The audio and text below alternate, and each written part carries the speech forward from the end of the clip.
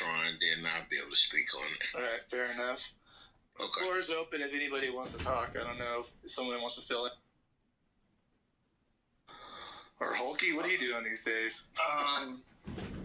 So if the National Guard comes to Chicago, what will that look like? Okay, are they just going to be standing out on the streets in fatigues, and then where's Mike at? I want to ask him. Like, is this going to mean less drive-bys, less looting? Like, what's it going to look like? Just deterrence? Yeah, like, it's deterrence. Yeah. Okay, well, yeah, Arthello, you're saying that the National Guard, I actually don't know one way or the other. Do you say that it's a good thing to have them there or no? Regardless of what they're doing, I don't know where you stand on that. Well, no, I think it's a great thing.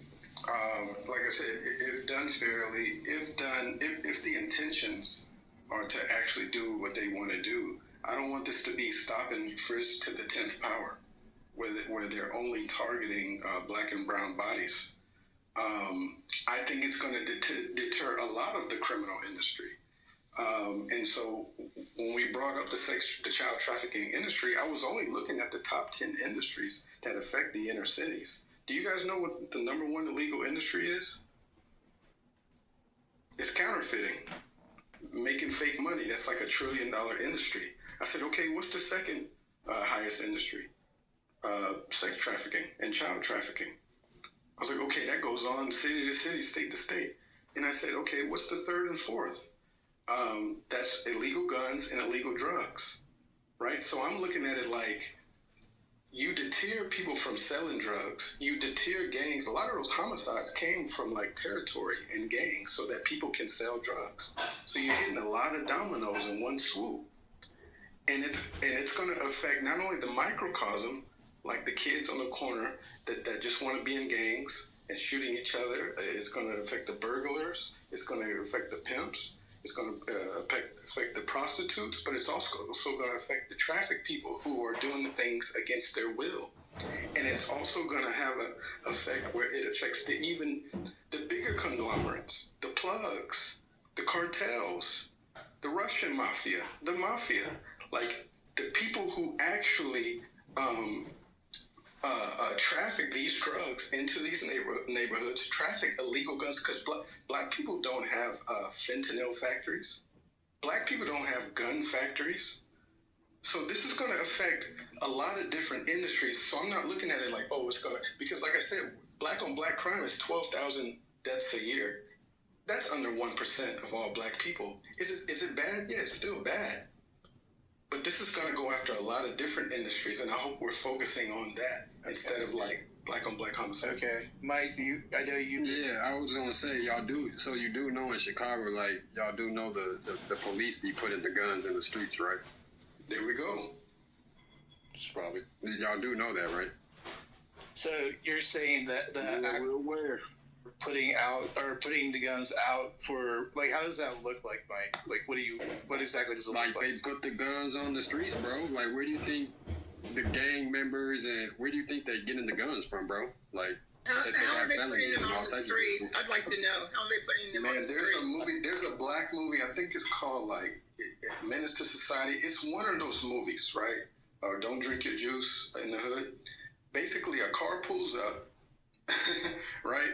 And they pop the trunk, and it showed like a white man, FBI guy, undercover, just leave the car with the trunk pop. Some black people walk up, and there's just guns in the back, and they're running off with the gun. They also do it with the train. That comes through neighborhoods. Facts. They bring the train, they stop the train, and leave it, guns. You're saying, do you know this to be fact? Do you know this to be fact personally? Yes. I think they can fight. Wow.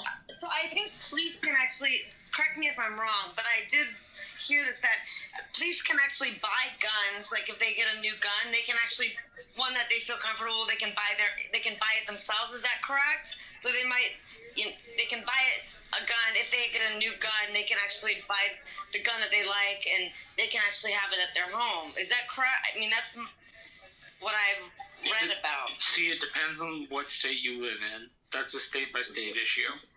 Some departments allow you to purchase, other departments don't.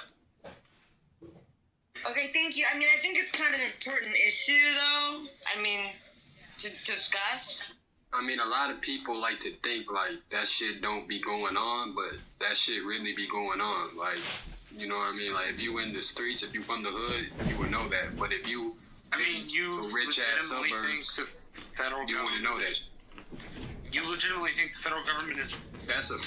That's consistently 100%, bro. on your a mama. regular That's basis 100%. But you wouldn't know that though guns. because you feel me. You in the suburbs, so you wouldn't know that, gang. No, I'm in the country. And You in the country, You bro. don't have me right. Bro, these My- people, my- they full aware of what they federal government is capable of doing. The police not coming That's to no not country. the que- They ain't that's coming not to the the reason I'm suburbs raising the and question. dropping I off raised the guns. question They not because doing you made that, a bro. claim. But they will I'm come to the curious. hood and they'll do that. There's a film out. I think it came out in 2014 called "Kill the Messenger." Not a documentary, but a Hollywood feature film starring Gary Renner. And it's about a reporter named Gary Webb. This is a real guy. This is a real documented history. Who traced the crack cocaine that in Compton, because that's where it first landed, in Compton. That's where crack. That's like its inception. It landed in Compton. He traced that all the way back to the mafia, the president, and the Contra Wars, and he got silenced for it. It's starring Jeremy Renner. This is real documented stuff. We're not playing around. Yeah. They all are aware of this, bro. They know it. We're not coming up with excuses. You know what I'm saying? But we're saying that yes, there were people at powers in play, right, that filtered these things so that these communities could become worse off. So these communities could become ghettos.